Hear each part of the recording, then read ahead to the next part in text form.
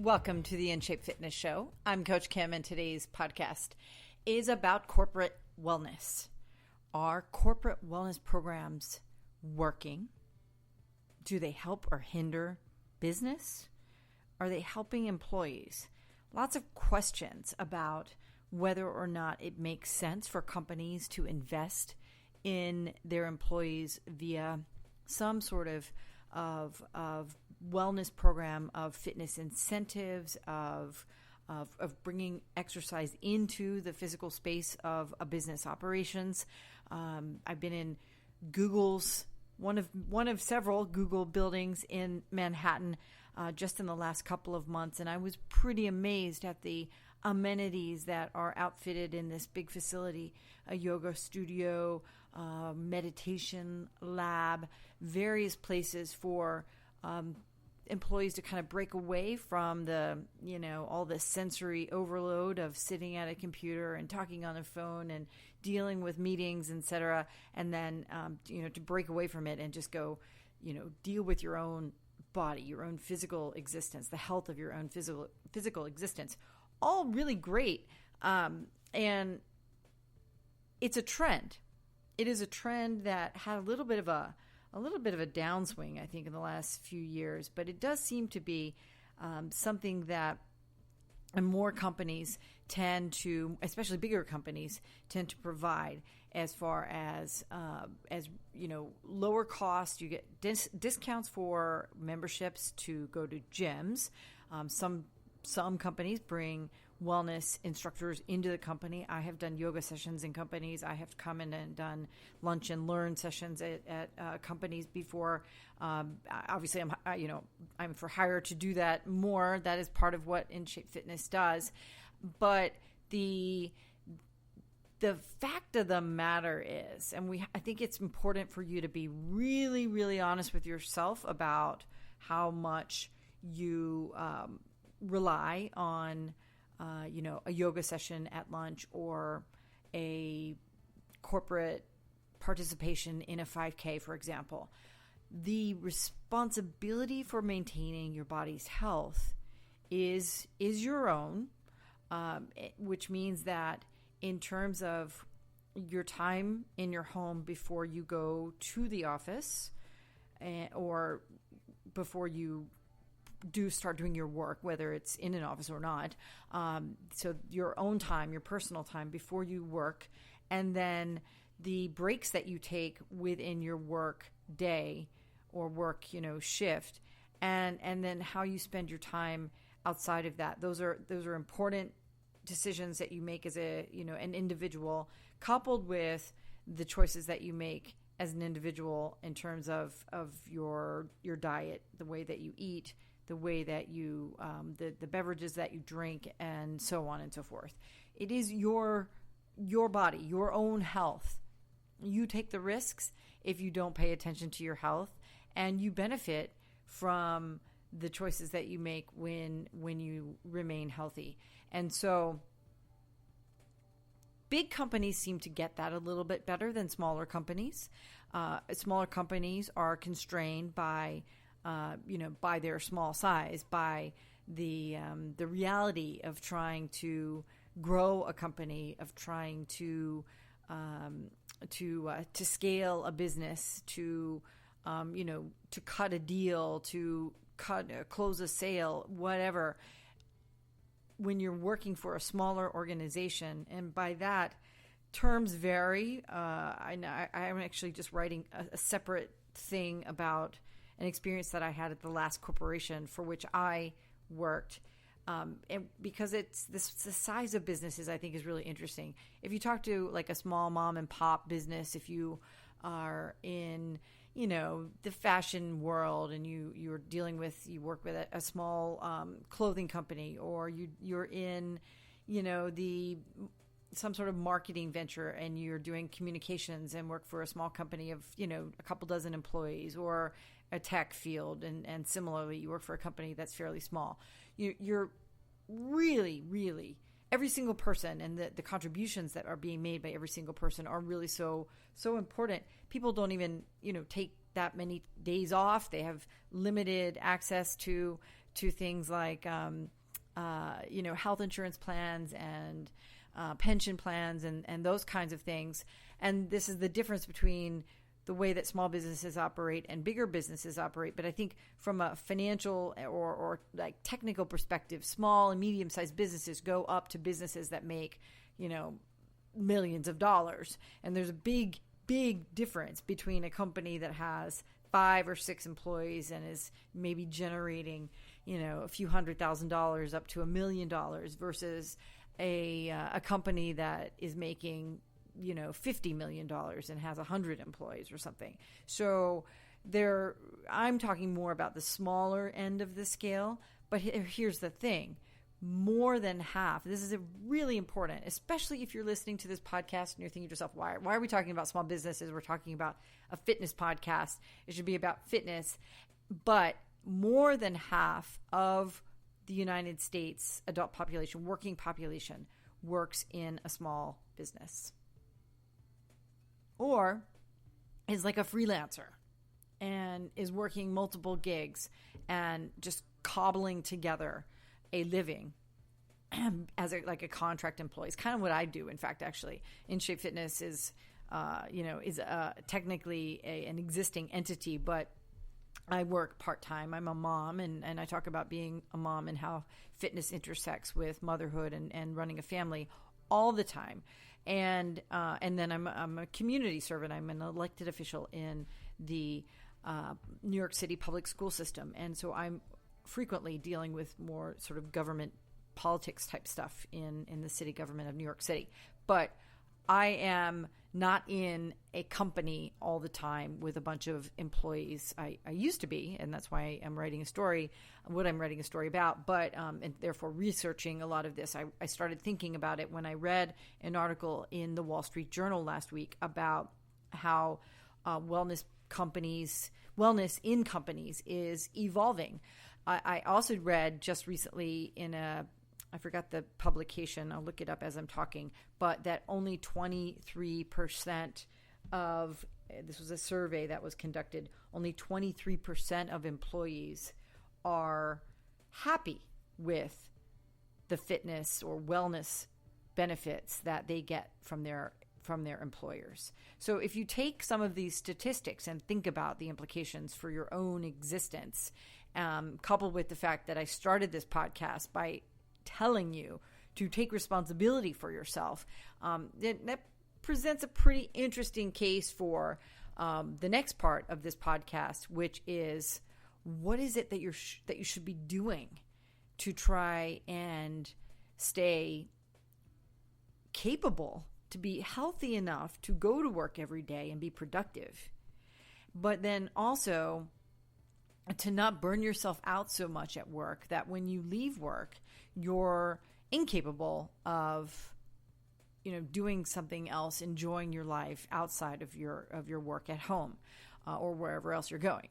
And so wellness in the workplace is incredibly relevant, just insofar as the sheer number of hours that we spend thinking about our work, conducting some sort of some business maybe outside of work but for work, and then of course the sheer number of hours that we spend sitting at our desks, and therein lies the specific bridge to what you should be doing.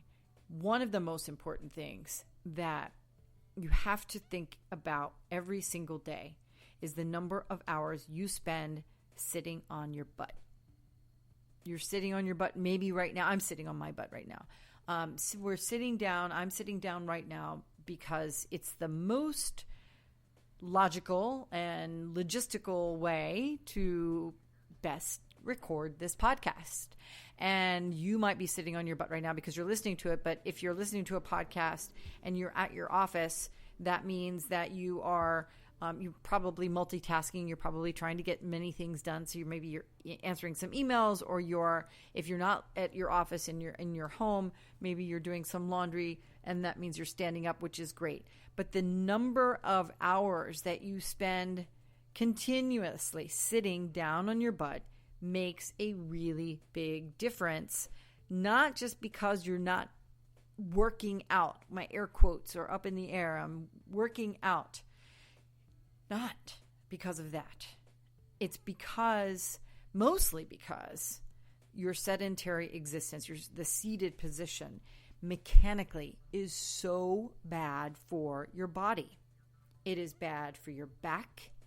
It is bad for your hip flexors, your pelvis, the structure of and position of your skeletal system is undergoing slow but really tragically consequential changes when you spend time not moving on your butt in a chair at your office. You've got to get up. You've got to get up on your feet and do stuff standing up more.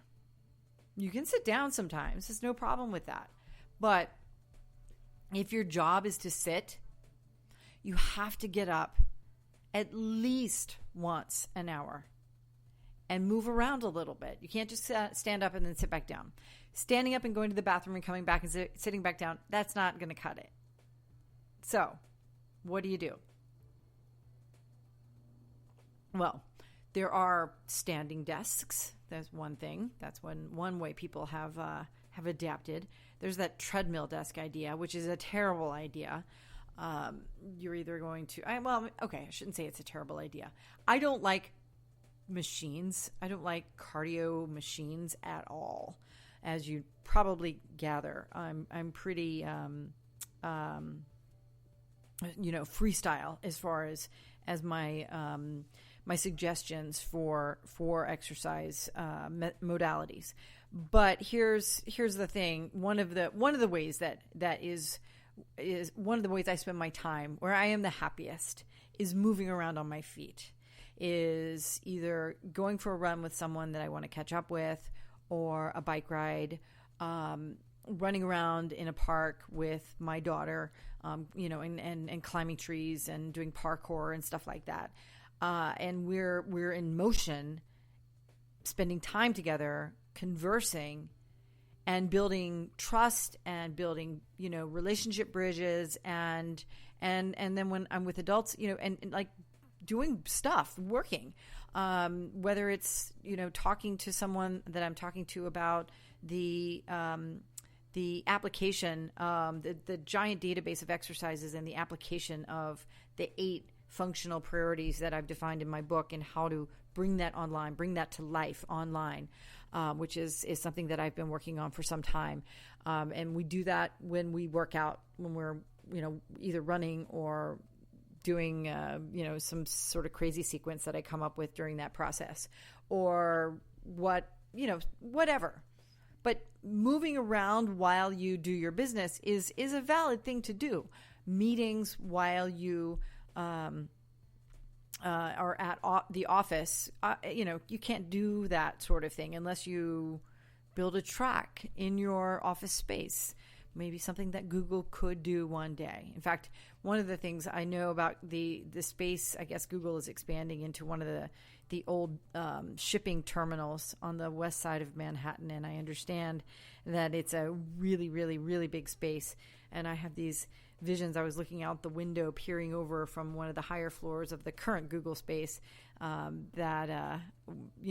mind drifted to the thought of having a big giant track, and so Google employees could jog and meet and experience the culture of that company in that way, which I think is kind of interesting. But you're not going to be able to do that. So if you have treadmill desks, that is certainly something that is productive. If you have a treadmill desk, it's just, to me, it sort of begs the question of why we need these cardio machines. And it also is a function of kind of the sustainability factor. Whenever you have huge pieces of equipment, you have huge electric bills, and then there are all these other issues about the sustainability and the sort of carbon footprint of the fitness industry in terms of big equipment like that. But back to things that you should be doing at work. So not sitting all day is the most important thing that you can do. Not eating at your desk is another really important thing that you can do. I used to do this all the time. Again, I don't work in a company environment anymore, so and I'm a grazer, so I kind of, grab things on the go a lot, generally speaking. But we have to get out of this sort of mindset that we have to be working all of the time, because a lot of the work that we're doing while we're eating tends to be sort of light work. Maybe, answering emails, as I said, where you might be listening to this podcast and answering some emails or, just reviewing some quick, news or documents or whatever. But sometimes when you sit down at your desk and this is a habit, you tend to eat more and eat fast. And then, your energy level and your metabolism are affected by that. And over time, those effects compound. And that is one of the main roadblocks to achieving the kinds of sustainable health that we all definitely want to get to. So not sitting, not eating at your desk, or minimize the number of times per week that you eat at your desk. Now, when you are sitting at your desk, what can you do? Obviously, sitting up straight is a really important component. Every week, I do a podcast workout, which is somewhere between 15 and 20 minutes in length. I try not to make them longer than that. Sometimes they're a little longer, but every week I do a podcast, and I often start with something called a postural systems check. And often, or most often, it's a postural systems check is something that you do when you're standing on your feet. However, at the top of each hour, you can have a seat. You can spend 5 minutes, maybe 2 minutes even, doing a postural systems check with your feet flat on the floor and your back really straight at your desk. It's somewhat meditative to push the noise away from all the things coming at you at your office, to sit up really straight, to push your shoulders back, to take 10 deep breaths, inhaling through your nose and exhaling through your mouth. Do a couple of kind of pelvic calibrations where you tuck in your tailbone and then push your butt out. Tuck in your tailbone, push your butt out. And it helps you figure out where your pelvis, the pelvis is this funky piece of equipment that it lives inside of your body. It is part of your anatomy that is just so bizarre looking. A lot of our anatomy is actually really bizarre looking. But on the inside of your body, if you look at the pelvic girdle and the pelvic crest, and if you look from a side angle, you see how the stability that it provides, the structure that the pelvis is meant to provide, is for your body's vertical line, which is not really a vertical line, right? Because the spine actually has curvature naturally embedded in it and allows for this incredible range of motion that most people don't ever get to benefit from, because they're so their sedentary lives have evolved their ability to be so limited.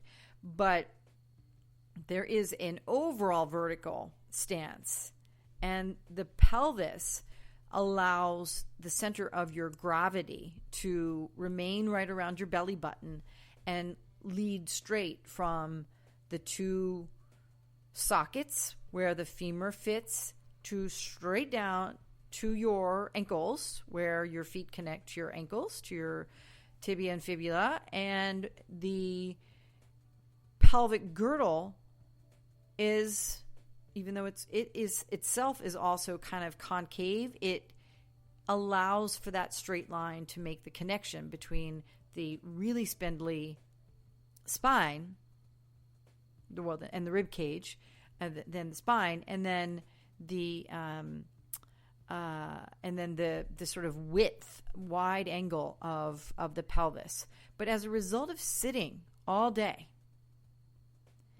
your butt, the pelvis starts to tilt forward, and the butt thus pushes out and stays there. That's why sitting down is so dangerous. So that goes back to that first tip that I gave you. But if you're doing the postural systems check and you're seated, you can calibrate. You can tilt out tilt the pelvis forward, stick out the butt really, and then tuck in your tailbone, and stick out the butt and tuck in your tailbone. And it's just something that you can do at your chair. Now, people around you might look at you funny, but that's okay. It's your body. You're just sort of figuring things out, and then you can settle into that neutral spot that is the most productive from a postural perspective. And that helps generate an overall, like a long-term awareness level that you really need in order to prevent that issue that I was talking about before, where there's a name for it. It's called lordosis. And it is the sort of, it's evolution happening before our very eyes. In fact, with your own body, your butt sort of, and the ligaments and tendons, and then the musculature that supports your frame or works with your frame. It's this slow transition to having this issue, which contracts the lower back muscles and causes pain and suffering in your back. It pulls on your hip flexors and tightens up your hip flexors so that you don't have locomotion down anymore.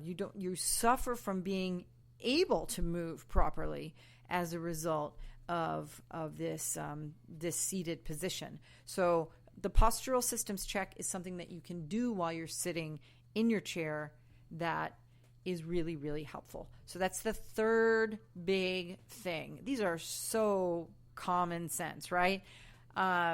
Spending time listening to me, rattle off these things that you probably already know may not be the most innovative or revolutionary podcast in the world, but it's great to get those reminders so you don't sit all day. You've got to get up multiple times per hour. You don't eat at your desk. Let's just stop doing that. As a culture, it's just terrible.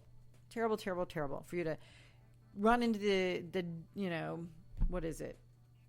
Some sort of lunch counter, whether it's for a sandwich or a salad or sushi or whatever, and then take your stuff back to your office and open up your food at your desk and try to get back to work while you're shoveling food into your mouth. It's so bad. And I know it seems like we need to do it. And if you are a business owner and you have employees, please tell them to stop doing it, because everyone deserves a break. Everyone should have a break every day. A little bit of time to relax. Enjoy a meal for what it is. And then maybe we won't snack so much all day. Maybe we'll eat more consciously, and maybe we'll make connections over meals the way we used to, and enjoy people around us more as well. So stop doing that. And then the third thing is the postural systems check at the top of every hour. There's one more that I want to tell you about, and that is about your breathing. So 2 things about breathing. One is to breathe. And by that I mean breathe deeply. Don't passively proceed through every single day of your life never thinking about your breath. Your breath is so important. And here's a statistic that is pretty frightening. I think it's 23% of breaths. I don't know how scientists really know this. They sort of delve only a quarter or a third of the way into the capacity of one's lungs, right? So as we sort of go throughout our day, the exchange of oxygen, we take in oxygen as humans, and we exhale, we breathe out carbon dioxide, right? We all learned about that. My daughter in the 5th grade knows that. Plants take in carbon dioxide and they emit oxygen. Great stuff. Really simple. Exchange of gases. And it's happening in your body, with your nose doesn't get clogged up, or maybe if it is clogged up, it's barely getting in there. But your nose is open and is exchanging air and carbon dioxide. Your mouth is open and exchanging oxygen and carbon dioxide. But if you activate your lung capacity deeply, thinking about it, maybe when you finish the postural systems check, you take another couple of minutes to complete this, or maybe at the bottom of the hour, you think about these deep breaths, because inhaling deeply through your nose, something that I train people who are training for marathons to do on a regular basis with a particular breathing pattern. When you inhale through your nose and filter the air through the receptors that reside inside of your nose to efficiently process the oxygen that's coming into your body, you prevent stress hormones from pumping into your bloodstream, or at least mitigate them.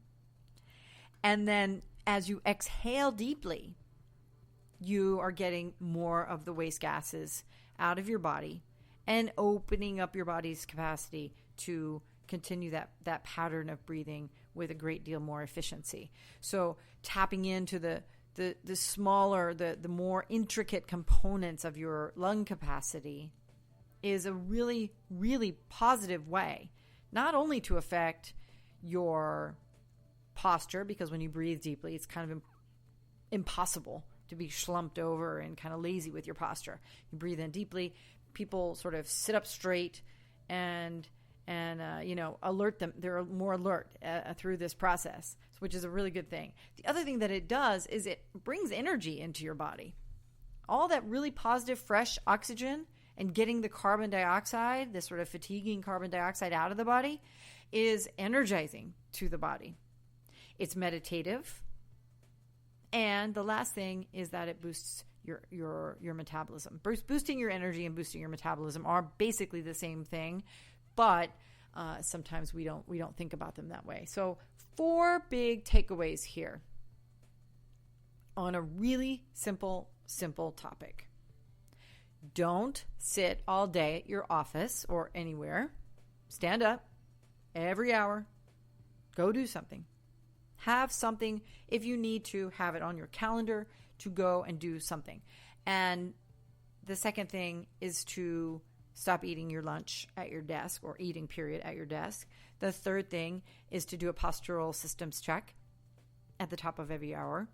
And the fourth thing is to take 10 deep breath breaks, or engage your body in terms of taking 10 deep breaths at some point on a multiple times during the day. So those are tips for you to gain a better level of responsibility for your own health. Then the finishing up part of the wellness in your workplace issue is tricky, because I started talking about how small companies struggle to offer wellness related incentives to their employees by the sheer number of, their sheer ability. It's the cost of them, and it is the cost of the opportunity, cost of losing time with productive work. But the truth of the matter is that wellness in the workplace programs don't have to be super expensive. First of all, yes, they can be luxurious if that's what you're going for, and therefore you need, $100,000 a year to invest in the company's sort of company-wide membership in a particular, fancy gym or studio of some sort. That's certainly one way to look at it, but or to build out a gym in your corporate facility, or do retreats or whatever. But there are low-cost ways to bring wellness into your workplace. And you shouldn't, if you are a small business owner or you work at a small business and you have questions about that, you can certainly reach out to me. I've been doing this for many, many years now. And we've designed programs. Oh, there's my phone ringing. We've designed programs for lots of different sized companies. Have a great rest of the day, and I will see you again very soon.